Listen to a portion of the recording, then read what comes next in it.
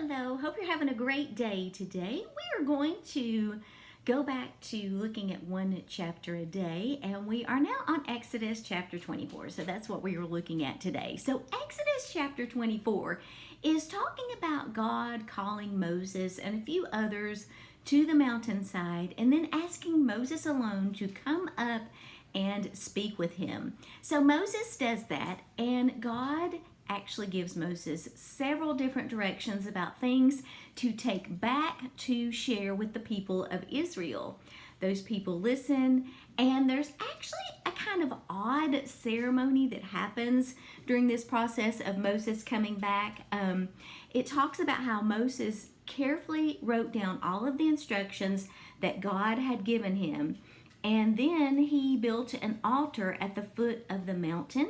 He set up 12 pillars, and he presented burnt offerings and sacrificed bulls as peace offerings.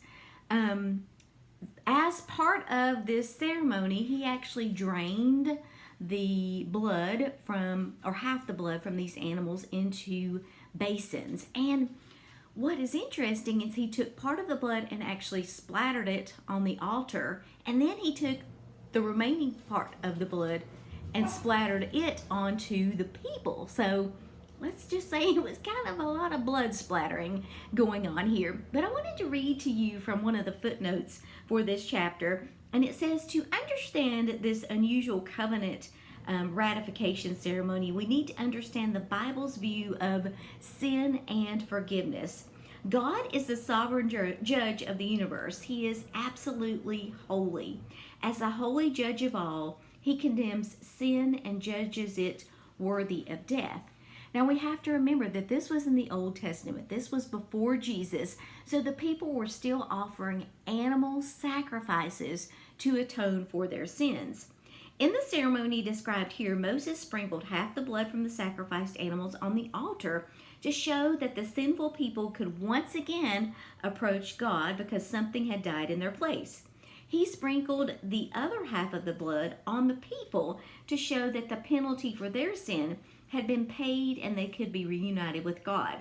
Through this symbolic act, God's promises to Israel were reaffirmed, and lessons are taught to us about the sacrificial death of Jesus Christ. So this was all prior to Jesus dying on the cross.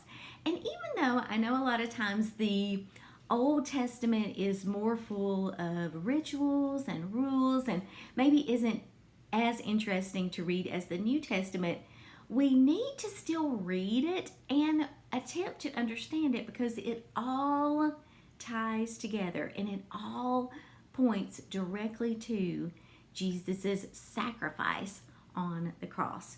Thank you guys for watching today. Have a wonderful rest of your day. I'll see you next time.